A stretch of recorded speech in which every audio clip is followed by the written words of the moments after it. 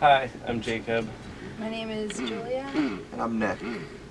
Yeah, so singer, drummer, singer, and guitarist. Yeah. Basically, but also, also vocals too. Yeah, and bass. And so I wanted to know what inspired the name of Sunflower Bean. It was sort of just out of necessity in a way, where me and Jacob were jamming in our senior year in high school, and somehow the name kind of just somehow came together. I was eating a lot of sunflower seeds and Jacob was drinking a lot of coffee. Yeah. So that's a little bit of it, but I ran into Nick outside of a bar when we were like 16, 17, and I was like, you were telling me about how you were starting a band and it was called Sunflower Bean. Was a show going on at the time? Yeah, I was seeing their old band play called Turnip King, and I went by myself, and it's like one of those things where you're afraid because you're by yourself, and so it forces you to talk to people. That's like always where really exciting things end up happening. But it was the last thing Nick said to me. He's like, by the way, I'm starting a band. It's called Sunflower Bean. And I was like, bye. And it had a ring to it. It just kind of stuck. Yeah, it stuck in my head, and it's like, it's kind of just how all the stars sort of aligned. And so how'd you find out about that they were playing? You just showed up randomly? And No, I was in another band, and I was friends with the guitarist in that band, who's a girl named Lucia, and that band's called Turnip King. They still exist and make records and stuff, but we were always like the sort of kids, I think, in the scene, who were always doing stuff, and that kind of naturally brought us together, I think. You guys are like in your 20s, 21, We're now all 21 as of now. Oh, as of now. I'm 20, waiting to be 21. It's fun, right? Yeah, You're cool. 20? I'm 20, yeah. Oh my gosh. How long do you have? I have till July 17. Oh no. I know, but it's getting there, so.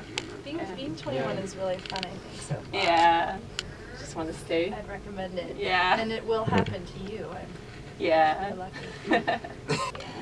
Cool. And what was like growing up for each of you like? And I guess and in particular, what was high school like? Jules, you want to go first? Yeah, I went to a school here in the city called Professional Performing Arts School, and I studied classical singing there. But I was in the band, like I said before this too. So I think I was always playing shows, and we were all always playing shows. So I'd say that, kind of like I said before, it was something that brought us together because we were, I guess, different from other kids by trying to do this thing in this really kind of niche scene. And having a lot of friends who are a bit older and doing that. So that's kind of what has the biggest mark on me, is just, always doing music, or that being the driving force. I was wondering about your music video, Easier Said, and I wanted to know, are there any interesting facts surrounding that video? It was the coldest day of the year. The coldest day. And you were wearing just a dress too. Yeah, I don't want to. We recently saw the filmmakers who made who worked really hard to make that video, and you want to be absolutely respectful of everyone's art, but it was a lot of factors outside of that were really difficult.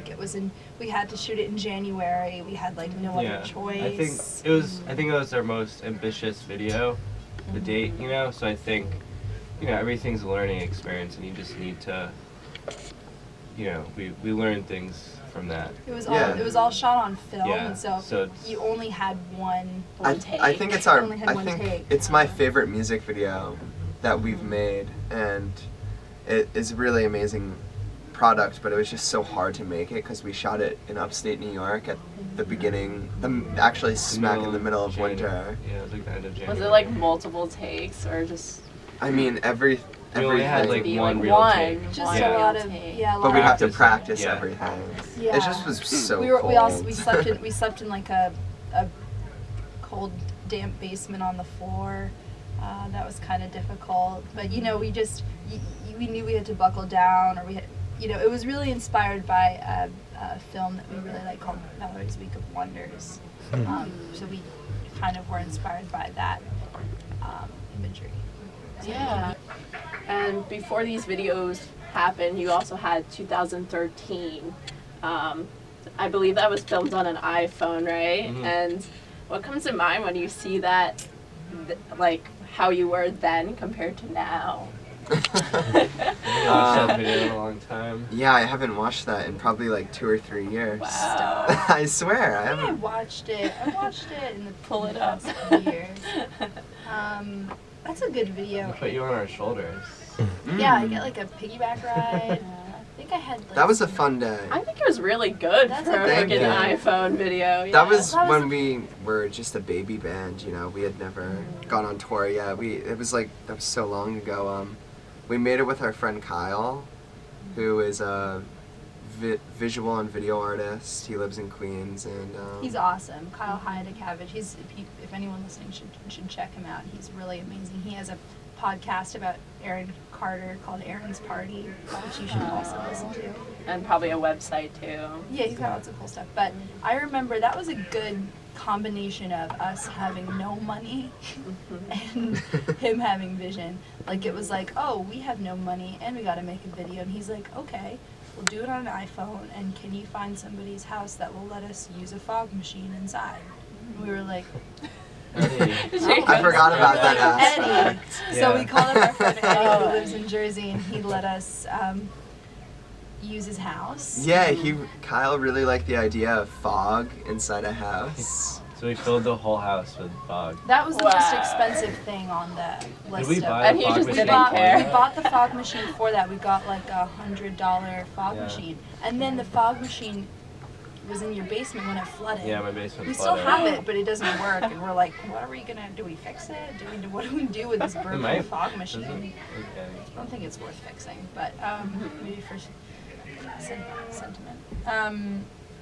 No, but that was a cool video, and I think that one thing we've always tried to do is not be like so absolutely retro like a lot of rock bands can tend to be, just because you're working with these elements that are, you know, sort of older, sort of belong to your parents' generation. So I think that by doing the video on the iPhone, it sort of really represented what we were going for, which is like do it yourself, and look at the technology that is actually available in your hands at all times.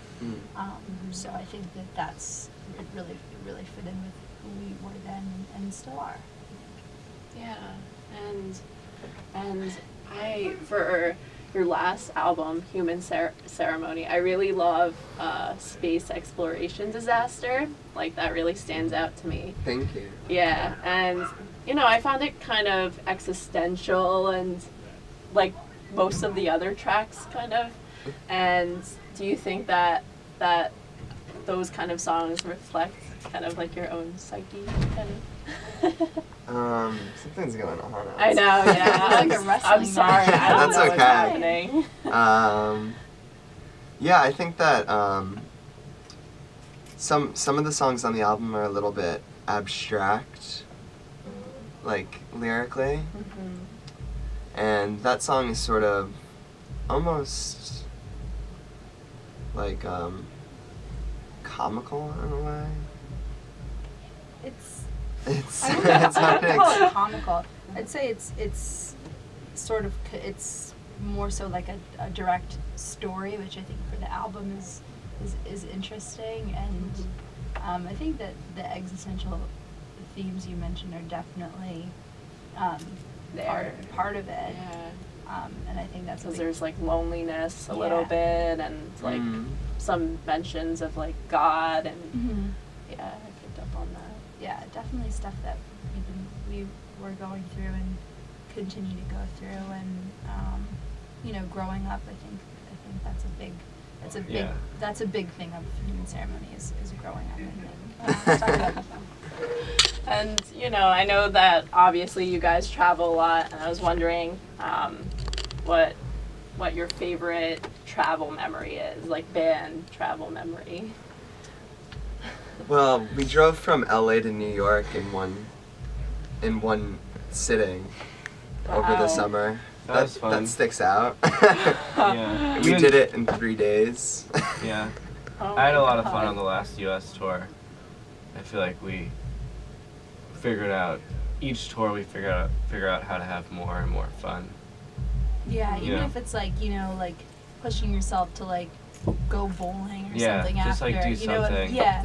And I think the US is definitely fun for us because we know it and it's like a bit more it's a bit familiar. rugged, you know what I mean? Like you can kind of roll around and like do whatever.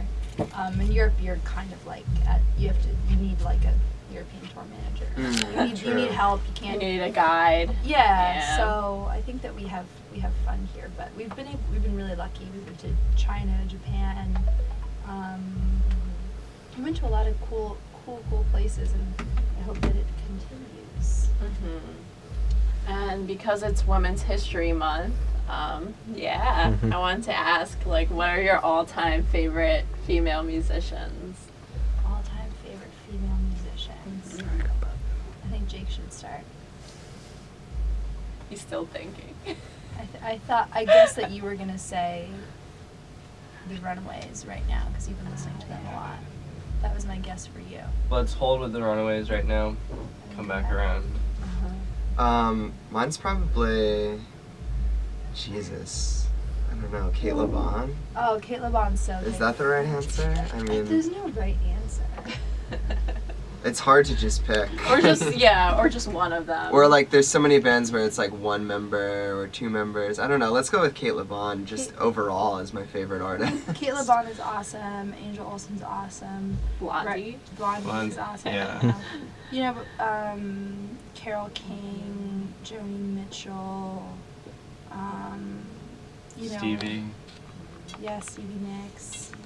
There's a ton. I'm trying to think of who else I've been listening to lately because I feel like I had like a big switch where I only wanted to listen to women singing.